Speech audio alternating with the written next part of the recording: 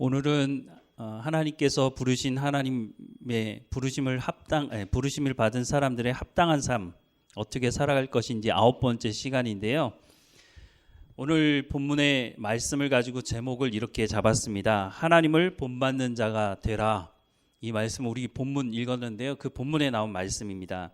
에베소서 5장 1절과 2절 말씀에 보면 그러므로 사랑을 받는 자녀같이 너희는 하나님을 본받는 자가 되고 그리스도께서 너희를 사랑하신 것 같이 너희도 사랑 가운데서 행하라.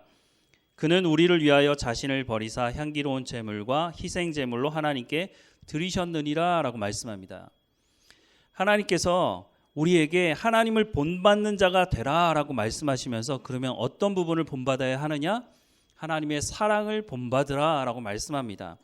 2절 말씀을 보면 그리스도께서 너희를 사랑하신 것 같이 너희도 사랑 가운데서 행하라.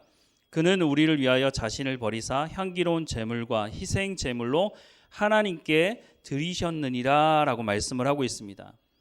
다시 보면 그리스도께서 너희를 사랑하신 것 같이 너희도 서로 사랑 가운데서 행하라고 말씀을 하고 있습니다. 그 사랑이 어떤 사랑이냐? 그는 우리를 위하여 자신을 버리사 향기로운 제물과 희생 제물로 하나님께 드리셨다라고 구체적인 방향과 또 실천 방법에 대해서도 말씀해 주고 있습니다. 그런데 좀 이상하다는 생각이 드지 않으십니까? 너무 우리가 잘 알고 있는 말씀 같은데 왜 굳이 이 말씀을 다시 반복하고 있는 걸까? 그런데 우리가 착각을 하는 것 중에 하나가 사랑을 우리가 잘 알고 있다고 생각한다는 것입니다. 우리가 평소에도 사랑에 대한 말을 너무 많이 하지 않습니까? 부부 사이에도 사랑한다고 말씀하시고 있는 거죠. 네. 또 자녀들을 향해서도 사랑한다고 말하고 사랑한다는 말을 참 많이 사용합니다. 그리고 무엇보다 교회 안에서 사랑에 대한 말을 참 많이 사용하는데 왜 굳이 이 사랑에 대해서 하나님께서 우리 가운데 말씀하실까? 그것은 우리가 사랑을 제대로 알지 못하기 때문이라는 것입니다. 우리가 잘 알고 있을 거라고 생각하지만 그렇지 않다는 거죠. 이 말에 동의가 되지 않을 수도 있습니다. 조금 전에도 말씀을 드렸지만 우리가 사랑이라는 이 단어를 너무 많이 쓰고 있기 때문에 잘 알고 있다고 생각하는 거죠. 그런데 우리가 말하는 이 사랑이라고 하는 이 말이 과연 성경에서 말씀하고 있는 사랑이냐? 대부분 사람들이 사랑을 얘기하는데 그 사랑의 이야기를 들어보면 세상 사람들이 말하는 사랑을 사랑의 전부라고 생각을 하는 경향이 있습니다. 그런데 세상 사람들이 말하는 사랑을 들어보면 대부분 이기적인 사랑이고 자기 중심적인 사랑에 대해서 말을 하고 있다는 것입니다. 요한복음 10장 11절부터 15절에 이런 말씀이 있습니다. 나는 선한 목자라. 선한 목자는 양들을 위하여 목숨을 버리거니와 싹구는 목자가 아니요 양도 제 양이 아니라 이리가 오는 것을 보면 양을 버리고 달아나나니 이리가 양을 물어가고 또 해치느니라. 달아나는 것은 그가 싹꾼인 까닭에 양을 돌보지 아니함이나 나는 선한 목자라. 나는 내 양을 알고 양도 나를 아는 것이 아버지께서 나를 아시고 내가 아버지를 아는 것 같이 나는 양을 위하여 목숨을 버리노라 라고 말씀합니다. 조금 전에 우리가 봤던 에베소서 5장 2절 말씀이 이 말씀을 하고 있지 않습니까? 그는 우리를 위하여 자신을 버리사 향기로운 제물과 희생 제물로 하나님께 드리셨다. 그렇게 해서 어떻게 하셨죠? 우리 가운데 생명을 주셨죠. 예수 그리스도의 그 대가 지불 피 흘림을 통해서 우리의 죄를 용서하시고 하나님의 자녀를 삼으셨다는 겁니다. 바로 예수님께서 요한복음에 말씀하신 그 말씀이 그냥 말로만 그쳐진 것이 아니라 실제로 예수님의 삶을 통해서 드러나서 열매를 맺고 그것을 우리에게 열매 맺으라고 그 사랑을 본받으라고 말씀하고 있는 것이죠. 세상 사람들이 사랑을 말할 때 또 무엇을 말하느냐 하면 사랑할 때 뜨거워야 되고 찌릿찌릿해야 되고 뭔가 마음 가운데 감동이 있어야 돼야지 그렇지 않으면 사랑이 아니라고 말하는 것이죠. 성경에서도 과연 그렇게 말씀하고 있는 것인지 우리가 손해를 보거나 기분에 어떤 변동함이 없는데 사랑이라고 말할 수 있는 것인지 과연 성경에서는 사랑을 무엇이라고 설명하고 있는지 우리가 좀 볼 필요가 있습니다. 그래서 성도들에게 사랑에 대해서 가장 잘 표현하고 있는 말씀이 어디 있습니까? 그러면 대부분의 사람들이 고린도전서 13장을 말합니다. 고린도전서 13장을 일명 사랑장이라고 말하기도 하죠. 고린도전서 13장은 이렇게 시작을 하고 있습니다. 1절부터 3절을 보면 내가 사람의 방언과 천사의 말을 할지라도 사랑이 없으면 소리나는 구리와 울리는 꽹과리가 되고 내가 예언하는 능력이 있어 모든 비밀과 모든 지식을 알고 또 산을 옮길 만한 모든 믿음이 있을지라도 사랑이 없으면 내가 아무것도 아니요 내가 내게 있는 모든 것을 구제하고 또 내 몸을 불사르게 내어줄지라도 사랑이 없으면 내게 아무 유익이 없느니라 라고 말씀을 하고 있습니다. 우리가 이 말씀을 이해하려면요 고린도 교회 상황을 좀 이해를 해야 되는데요. 사도 바울이 고린도 교회에 이 편지를 쓰면서 가장 중심적으로 언급하는 것이 이 분열에 대한 문제였습니다. 고린도 교회의 이 분열의 문제가 얼마나 심각했는지를 알 수 있는 것은 고린도 전서의 내용을 보면 알 수 있는데 상당히 많은 내용을 이 분열에 관련된 내용을 담고 있습니다. 첫 번째는 바울파, 아볼로파, 또 베드로파, 그리스도파가 나눠져 가지고 서로 싸우고 분열되어 있는 교회의 모습을 보여주고 있습니다.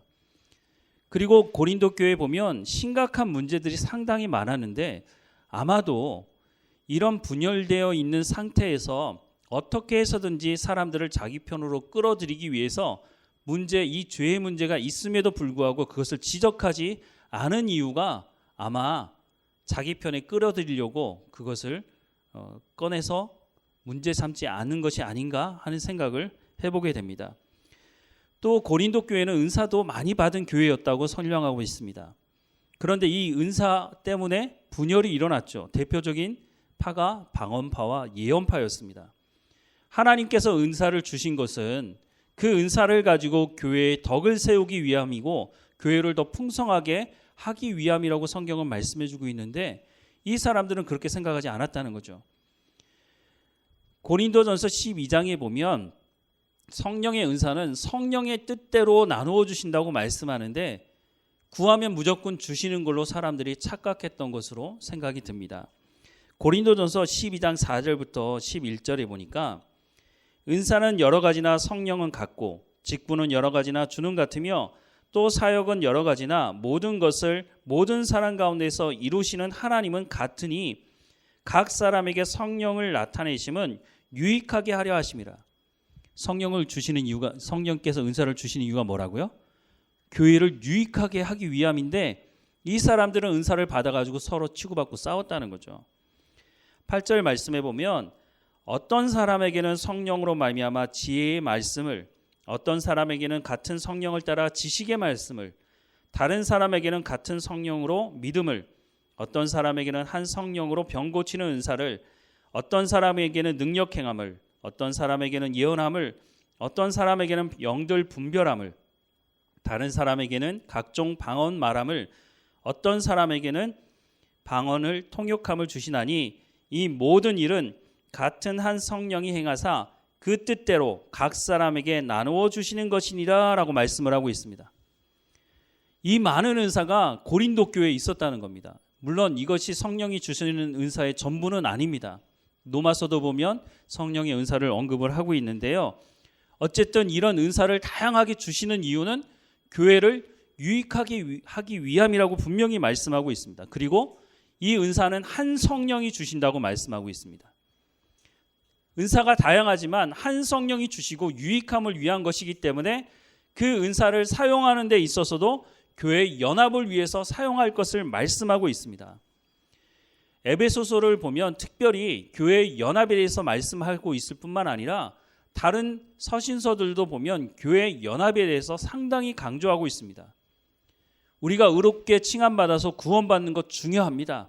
그런데 의롭게 칭함받은 이유가 뭡니까? 교회의 연합을 위해서 그런 것이라고 성경은 말씀하고 있는데 이 사람들은 이것을 가지고 서로 치고받고 싸웠다는 겁니다.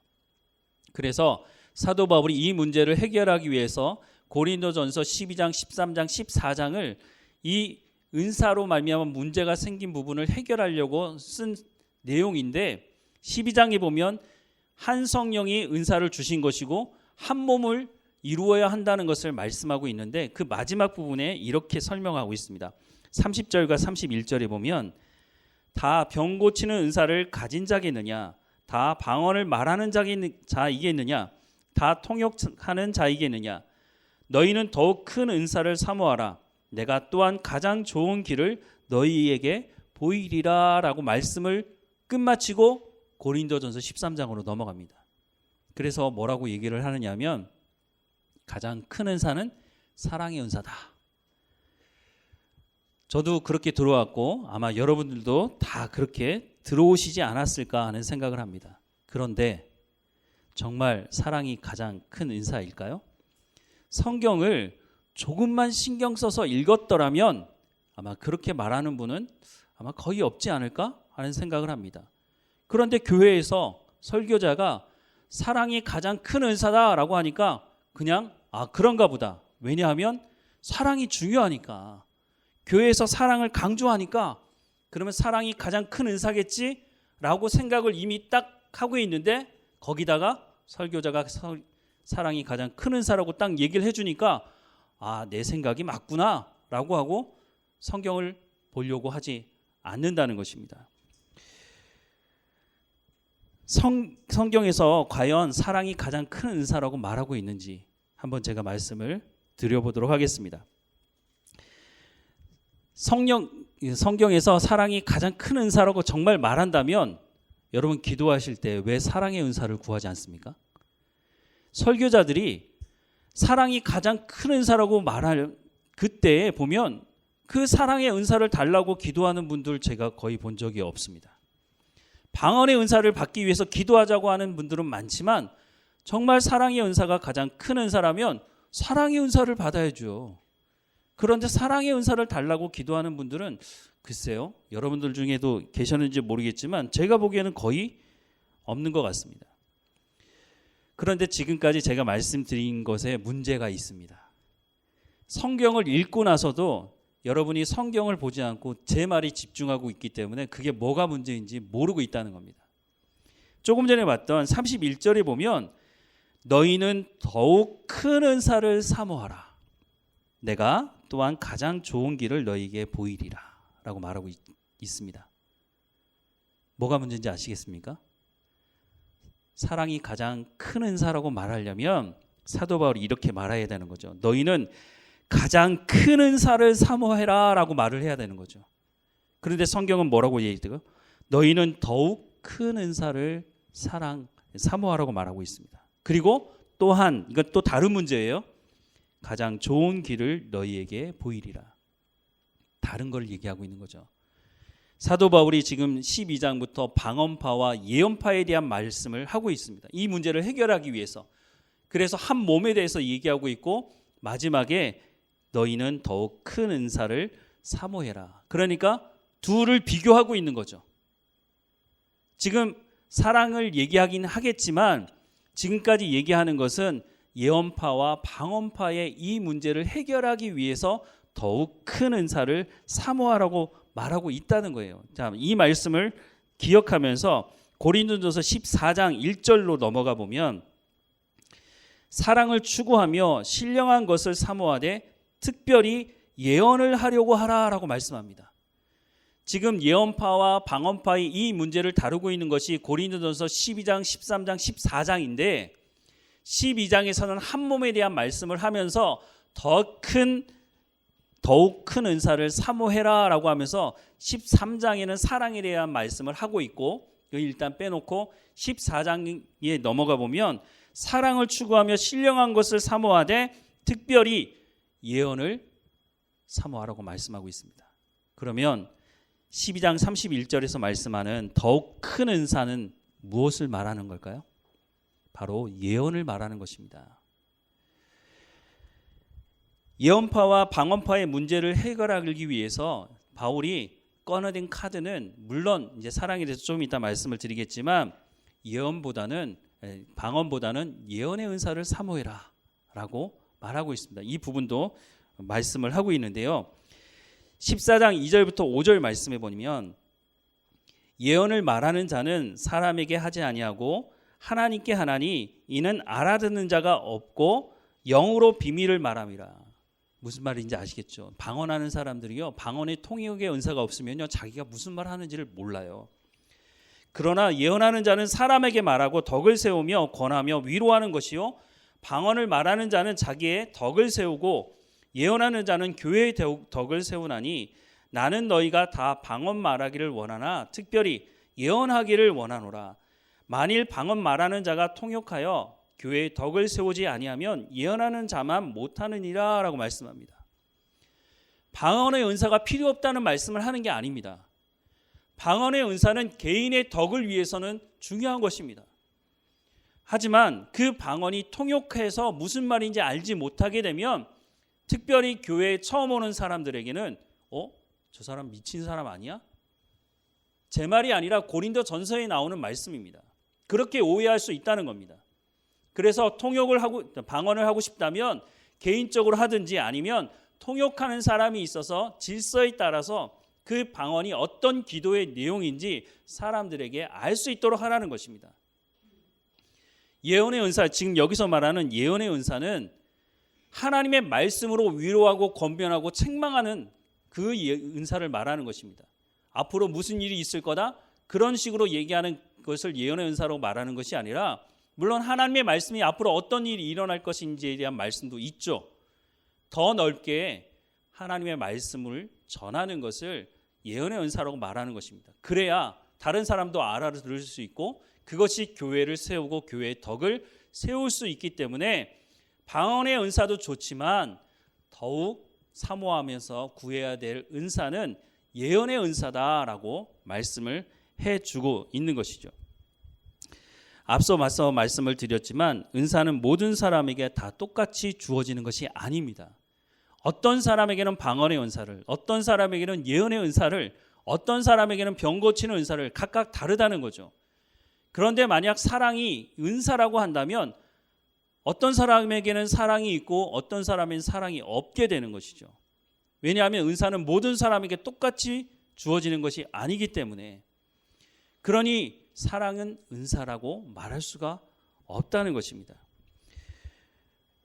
이 사랑에 대해서 하나님께서 우리 가운데 본받는 자 되라고 말씀하면서 이 사랑을 꺼내든 것은 이 사랑을 모든 사람들이 경험하고 예수 그리스도를 통해서 그 사랑을 경험했기 때문에 그 사랑을 경험한 너희가 이제는 그 사랑을 본받는 삶을 살 것을 말하는 것입니다. 이것은 어떤 사람은 그렇게 살아가고 어떤 사람은 그렇게 살지 말라는 말씀이 아니라는 것입니다. 모든 그리스도인들은 하나님으로부터 부여된 그 사랑을 경험했기 때문에 그 사랑을 이제는 삶으로 살아내야 한다라고 말씀을 하고 있는 것이지, 은사처럼 누구는 받고 누구는 받지 않고 그것이 아니라는 것입니다. 그러니까 사랑은 은사가 아니라는 거죠. 이 사랑에 대해서 오늘 본문도 말씀하고 있지만 이 사랑을 더 구체적으로 말씀하는 말씀이 요한복음 13장에 기록이 되어 있습니다. 우리 1절부터 5절까지 말씀인데요. 같이 한번 읽어보겠습니다. 같이 읽겠습니다. 유월절 전에 예수께서 자기가 세상을 떠나 아버지께로 돌아가실 때가 이른 줄 아시고 세상에 있는 자기 사람들을 사랑하시되 끝까지 사랑하시니라. 마귀가 벌써 시몬의 아들 가룟 유다의 마음에 예수를 팔려는 생각을 넣었더라. 저녁 먹는 중에 예수는 아버지께서 모든 것을 자기 손에 맡기신 것과 또 자기가 하나님께로부터 오셨다가 하나님께로 돌아가실 것을 아시고 저녁 잡수시던 자리에서 일어나 겉옷을 벗고 수건을 가져다가 허리를 두르시고 이에 대야에 물을 떠서 제자들을 발을 씻기시고 그 두르신 수건으로 닦기를 시작하여 라고 말씀하고 있습니다. 예수님은 여러 차례 자신의 죽음에 대해서 말씀하셨습니다. 그런데 제자들은 귀담아 듣지 않았죠. 예수님은 예루살렘에 가셔서 왕이 되실 거야. 끝까지 그렇게 생각을 했죠. 그런데 예수님은 자기의 죽음이 다가오고 있다는 것을 아셨다고 말씀하고 있습니다. 그래서 어떻게 하셨다고요? 자기의 사람들을 끝까지 사랑하셨다라고 말씀하고 있습니다. 그리고 그 저녁에 제자들의 발을 씻기셨다고 말씀하고 있죠. 이 말씀을 우리는 너무 쉽게 넘어갈 수 있을지 모르지만 베드로의 말을 인용해 보자면 베드로가 어떻게 했습니까? 주님, 절대 제 발을 씻을 수 없습니다. 왜 그렇게 했을까요? 그런 일은 있을 수 없는 일이기 때문입니다. 제자들이 스승의 발을 씻는 일은 있을 수 있을지 모르지만 스승이 제자들의 발을 씻는 일은 있을 수 없다는 것입니다. 그러니까 베드로가 그렇게 말한 것이죠. 그런데 그 발을 씻기시는 예수님의 마음이 어떠했을까? 우리 같으면 예수님이 그거 다 아셨잖아요. 그 저녁에 어떤 일이 벌어질지. 가룟 유다는 예수님을 팔아 넘길 거고 베드로는 칼을 빼들면서 주님 지키시겠다고 말했지만 베드로는 3번 부인할 거고 나머지 제자들은요. 다 똑같아요. 다 예수님 버리고 도망갈 거잖아요. 그런데 예수님께서 어떻게 하셨다고요?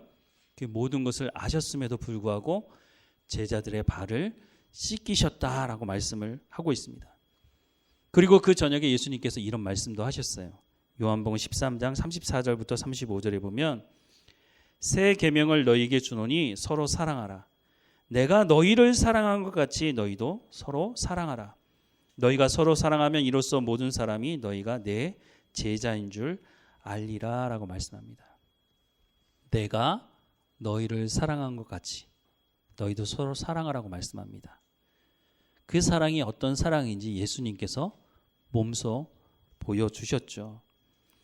로마서 5장 6절부터 8절의 말씀에 보면 우리가 아직 연약할 때 기약대로 약속하신 대로 그리스도께서 경건하지 않은 자를 위하여 죽으셨도다. 의인을 위하여 죽는 자가 쉽지 않고 선인을 위하여 용감히 죽는 자가 혹 있거니와 우리가 아직 죄인 되었을 때 그리스도께서 우리를 위하여 죽으심으로 하나님께서 우리에게 대한 자기의 사랑을 확증하셨느니라 라고 말씀을 하고 있습니다. 요한복음 10장에 말씀하셨던 것처럼 나는 선한 목자라. 그래서 양들을 위하여서 내가 목숨을 내놓는다 라고 말씀하신 그대로 예수님은 사랑이 무엇인지를 우리 가운데 분명히 보여주고 계시죠. 그래서 오늘 본문의 말씀에 이렇게 말씀하는 겁니다. 에베소서 5장 1절과 2절에 그러므로 사랑을 받는 자녀같이 받는 자녀같이 너희는 하나님을 본받는 자가 되고 그리스도께서 너희를 사랑하신 것 같이 너희도 사랑 가운데서 행하라. 그는 우리를 위하여 자신을 버리사 향기로운 제물과 희생 제물로 하나님께 드리셨느니라 라고 말씀합니다. 그러면 이 사랑을 받으면서 어떻게 하라고요? 오늘 본문 31절과 32절에 보면 너희는 모든 악독과 노함과 분냄과 떠드는 것과 비방하는 것을 모든 악의와 함께 버리고 서로 친절하게 하며 불쌍히 여기며 서로 용서하기를 하나님이 그리스도 안에서 너희를 용서하신과 같이 하라라고 말씀합니다. 여기서 말하는 모든 악독과 노함과 분냄과 떠드는 것, 비방하는 것, 이 모든 것들이 교회의 연합을 깨는 것들이죠. 이것을 가지고서는 하나님의 부르심이 합당한 삶을 살아갈 수가 없습니다. 이것을 가지고서는 성령을 기쁘시게 할 수도 없다는 것입니다. 이 말씀은 어떻게 보면 에베소서 4장 25절부터 하나님의 부르심에 합당한 삶을 살라고 쭉 말씀을 드리고 있는데 그 말씀에 다시 한번 요약으로 강조하고 있는 말씀으로 보여집니다. 그런데 이 말씀을 하고 있다고 하는 것은 교회 안에 이런 문제가 있다는 것입니다.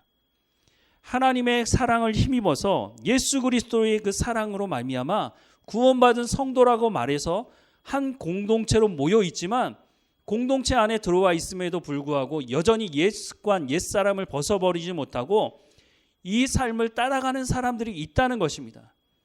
그래서 다시 한번 강조하는 것은 너희가 예수 그리스도로 말미암아 그 사랑을 힘입어서 구원받지 않았느냐는 겁니다.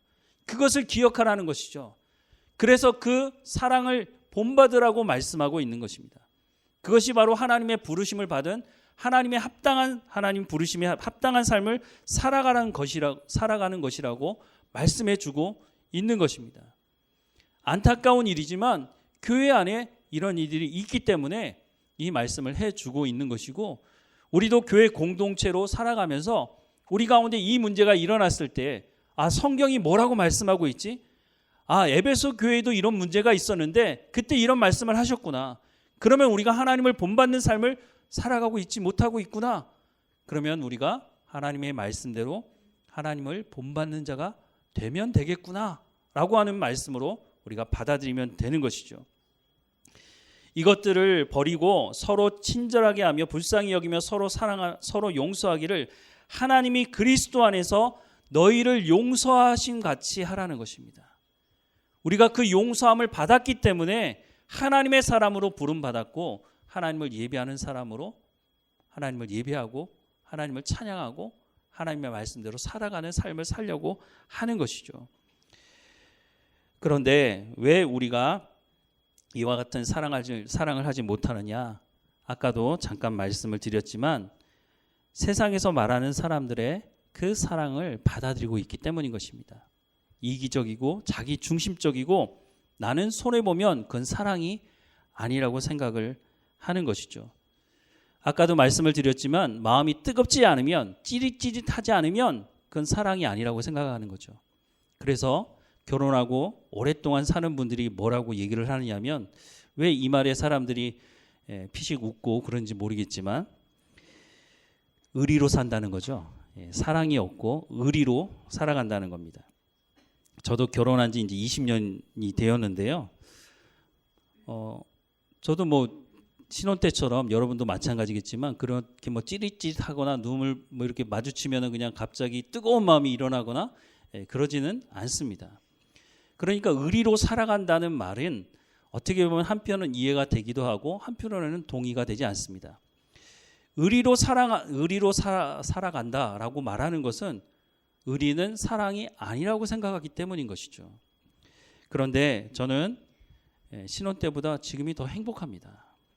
세상에서는 팔불출이다 이렇게 얘기할지 모르지만 제가 이렇게 말씀을 드릴 수 있는 것은 성경에서 말하는 사랑이 무엇인지를 분명하게 알게 되었기 때문입니다.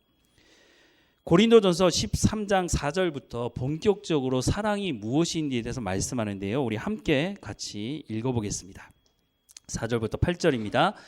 사랑은 오래 참고 사랑은 온유하며 시기하지 아니하며 사랑은 자랑하지 아니하며 교만하지 아니하며 무례히 행하지 아니하며 자기의 유익을 구하지 아니하며 성내지 아니하며 악한 것을 생각하지 아니하며 불의를 기뻐하지 아니하며 진리와 함께 기뻐하고 모든 것을 참으며 모든 것을 믿으며 모든 것을 바라며 모든 것을 견디느니라. 사랑은 언제까지나 떨어지지 아니하되 예언도 패하고 방언도 그치고 지식도 패하리라. 아멘. 8절 말씀만 다시 보면 사랑은 예언도 패하고 방언도 그치고 지식도 패한다고 말하고 있습니다. 이 말씀을 오해하시면 안 됩니다. 방언은 필요 없고 예언도 필요 없고 지식도 필요 없다는 말이 아닙니다. 이 말씀의 중심에는 사랑이 있어야 된다고 말하고 있습니다. 우리가 아까도 봤지만 고린도전서 13장 1절과 3절, 1절부터 3절 말씀을 다시 보면 내가 사람의 방언과 천사의 말을 할지라도 사랑이 없으면 소리나는 구리와 울리는 꽹과리가 되고 내가 예언하는 능력이 있어 모든 비밀과 모든 지식을 알고 또 산을 옮길 만한 모든 믿음이 있을지라도 사랑이 없으면 내가 아무것도 아니요 내가 내게 있는 모든 것을 구제하고 또 내 몸을 불사르게 내어줄지라도 사랑이 없으면 내게 아무 유익이 없느니라 라고 말씀을 하고 있습니다. 사랑이 없으면 그러니까 사랑이 있어야 된다는 것을 말씀을 하고 있는 것이지 예언이 필요 없거나 방언이 필요 없거나 지식이 필요 없다고 말씀을 하는 게 아닙니다. 이 모든 것을 행사하는데 사랑이 있어야 된다는 겁니다. 그러니까 사랑은 은사가 아닌 거예요. 모든 그리스도인들이 이 사랑의 마음을 가지고 사랑을 품고 사랑을 경험했기 때문에 그 사랑으로 이 은사를 사용할 때에 교회를 온전하게 세울 수 있다라고 말씀을 해주고 있는 거죠. 그런데 우리가 좀 전에 읽었지만 4절 말씀에 사랑은 뭐로부터 시작하고 있습니까? 사랑은 오래 참고라고 말씀을 하고 있습니다. 그런데 세상은 오래 참는 것은 사랑이 아니라고 말합니다. 의리로 우리로 살아가는 것은 사랑이 아니라는 거죠. 그러니까 어떻게 하라고요? 갈라서라고 말하는 것입니다. 그런데 성경은 그렇게 말씀하고 있지 않아요. 성경은 오래 참고라고 말씀을 분명히 하고 있습니다. 그런데 이 오래 참고는 그냥 참는 게 아니고요. 고통을 참는 겁니다. 고통스럽고 손해를 보는 것은 세상은 사랑이라고 말하지 않습니다. 그래서 우리도 어느 순간에 보면 야, 내가 이렇게 힘든데 야, 이거 그만둬야 되는 거 아니야? 이런 생각을 하는 거죠. 그거는 성경에서 말하는 사랑이 아닌 것입니다. 성경에서 말씀하는 사랑은 오래 참는 것이라고. 그것이 하나님의 말씀이고 그것이 맞는 것이라면 오래 참아야 한다고 말하고 있습니다. 예수님께서 제자들의 발을 씻기실 때 제자들이 그 저녁에 예수님 다 배신하고 도망갈 걸 아셨다고 말씀하고 있는데 예수님께서 그 저녁에 참지 않으셨다면 오늘 우리가 이 시간에 하나님께 예배할 수 있겠습니까? 우리의 죄 문제를 어떻게 해결할 수 있었겠습니까? 예수님께서 그 저녁에 그 모든 것을 아셨고 십자가의 그 고통을 아셨지만 참고 인내하셨기 때문에 우리가 그 사랑을 힘입어서 하나님을 예배하는 하나님의 백성으로 부름받을 수 있었다는 것입니다. 그래서 오늘 본문의 말씀에 너희가 그 사랑을 본받으라 라고 말씀을 하고 있습니다. 왜냐하면 그 사랑을 우리가 경험했기 때문에. 어떤 사람들은 이렇게 말합니다. 사랑을 받은 사람이 사랑할 줄 안다고. 맞는 말이라고 생각합니다. 그런데 예수 그리스도로 말미암아 구원받은 사람들은 이 사랑을 이미 다 경험했기 때문에, 그래서 이것이 불가능한 것이 아니기 때문에, 이미 그 사랑을 경험했기 때문에, 그래서 우리 가운데 하나님의 사랑을 너희가 경험했으니까 하나님을 본받는 자가 되라 라고 성경은 말씀해 주고 있다는 것입니다. 다시 한번 4절부터 7절 말씀을 보면, 사랑은 오래 참고 사랑은 온유하며 시기하지 아니하며 사랑은 자랑하지 아니하며 교만하지 아니하며 무례히 행하지 아니하며 자기 유익을 구하지 아니하며 성내지 아니하며 악한 것을 생각하지 아니하며 불의를 기뻐하지 아니하며 진리와 함께 기뻐하고 모든 것을 참으며 모든 것을 믿으며 모든 것을 바라며 모든 것을 견디느니라 라고 말씀합니다. 사랑을 설명하면서 참고 인내하며 견딘다는 말씀을 계속해서 하고 있습니다. 우리가 그 사랑을 받았기 때문에 하나님을 예배하고 하나님께 나아갈 수 있는 것입니다. 오늘 본문의 말씀을 다시 한번 보겠습니다. 너희는 모든 악독과 노함과 분냄과 떠드는 것과 비방하는 것을 모든 악의와 함께 버리고 서로 친절하게 하며 불쌍히 여기며 서로 용납하기를 하나님이 그리스도 안에서 너희를 용서하신과 같이 하라. 그러므로 사랑을 받은 자녀같이 너희는 하나님을 본받는 자가 되고 그리스도께서 너희를 사랑하신 것 같이 너희도 사랑 가운데서 행하라.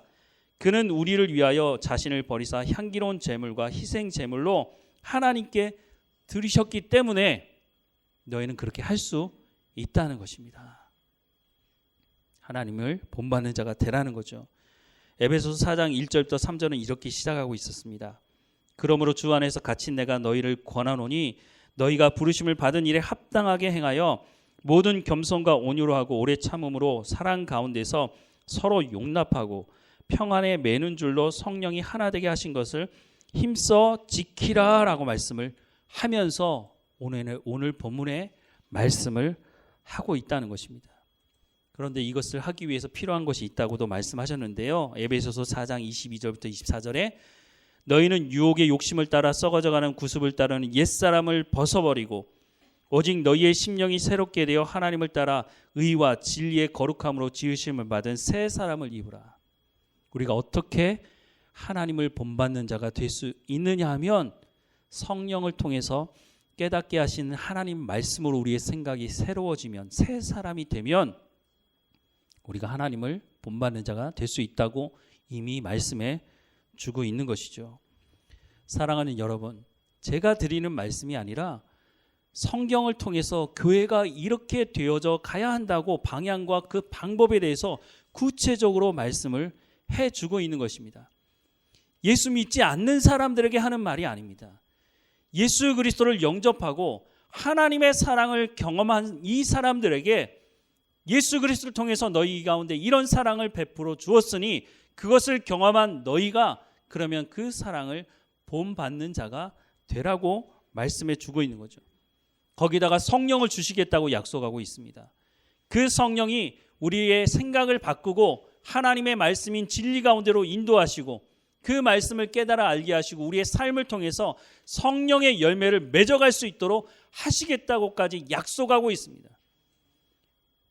우리가 해야 되는 것은 길을 제시하고 있으니 그 길을 따라가기만 하면 교회의 머리는 예수 그리스도시기 때문에 교회가 부흥하고 부흥하지 못하는 가장 중요한 것은 우리가 그 말씀에 순종하며 가느냐 가지 않느냐에 달려 있기도 하다는 것입니다.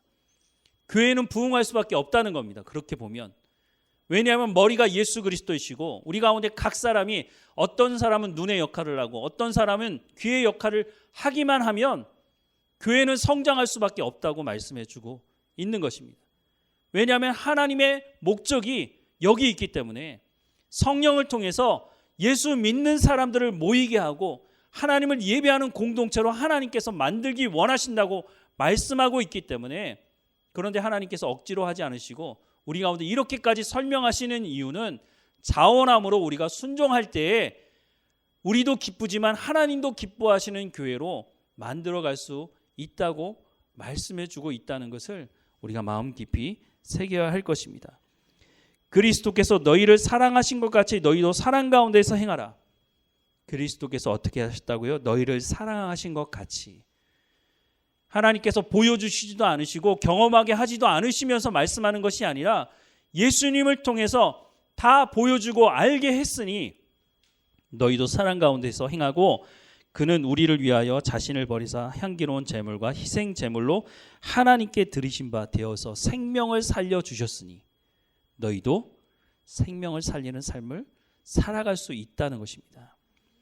우리 가운데 능력이 있어서가 아니라 우리가 잘해서가 아니라 하나님께서 그 계획을 가지고 우리를 불러주셨고 약속하고 계시기 때문에 하나님은 그 일을 이루시겠다고 말씀하고 있습니다. 그 역사를 이루는데 나를 불러주셨다는 겁니다. 하나님의 역사 가운데 내가 동참해서 하나님께서 일하시지만 나는 어떻게 보면 거기에 숟가락만 얹는 것 뿐인데 하나님은 나를 통해서 생명을 살리는 이 역사를 이루어 가시겠다고 말씀하고 있습니다. 우리 모두가 이 일에 하나님을 본받는 자가 되어서 이미 그 사랑을 경험했기 때문에 그 말씀에 순종하는 삶을 통해 생명을 살리는 우리의 삶이 되기를 주님의 이름으로 축원합니다. 사랑하는 하나님, 우리를 사랑하셔서 예수님을 이 땅에 보내주시고 그 십자가의 모든 고통을 감수하시고 향기로운 제물과 희생 제물로 하나님께 드린 바 되어서 예수 그리스도를 영접하는 사람들마다 그 죄의 용서함을 받고 하나님의 자녀가 되게 하시고 하나님을 본받는 자로 하나님 우리를 불러주신 하나님의 은혜를 찬양하고 감사를 드립니다. 하나님, 우리가 하나님의 부름을 받았음에도 불구하고 여전히 우리 마음 가운데 노함과 분냄과 떠드는 것과 비방하는 것과 모든 악의를 버리라고 말씀하심에도 불구하고 여전히 탐욕을 쫓아 살아가려고 하는 옛 습관을 버리지 못한 우리의 삶을 불쌍히 여겨 주옵소서. 하나님께서 우리 가운데 사랑을 베풀어 주셨으니 그 사랑을 경험했으니 하나님, 우리가 그 사랑을 온전히 본받는 자로 살아갈 수 있도록 은혜를 허락해 주옵소서. 우리가 살아가는 삶의 현장에서 우리의 입을 통해서 나오는 말이 사람을 이간질하고 분열케 하는 말이 아니라 연약케 하며 하나님의 말씀을 증거하는 입술이 되게 하시고 우리의 손과 발을 통해서 구제하며 사랑으로 그 사람들을 살리는 역할을 할 수 있도록 은혜를 허락해 주옵소서. 하나님의 말씀이 우리 가운데 새롭게 되게 하시며 그 말씀이 우리를 온전히 세워갈 수 있도록 하나님, 우리는 순종하며 하나님과 동행하며 살아갈 수 있도록 은혜를 허락해 주옵소서. 날마다 우리와 함께 하시는 하나님께 감사하고 예수님의 이름으로 기도드립니다.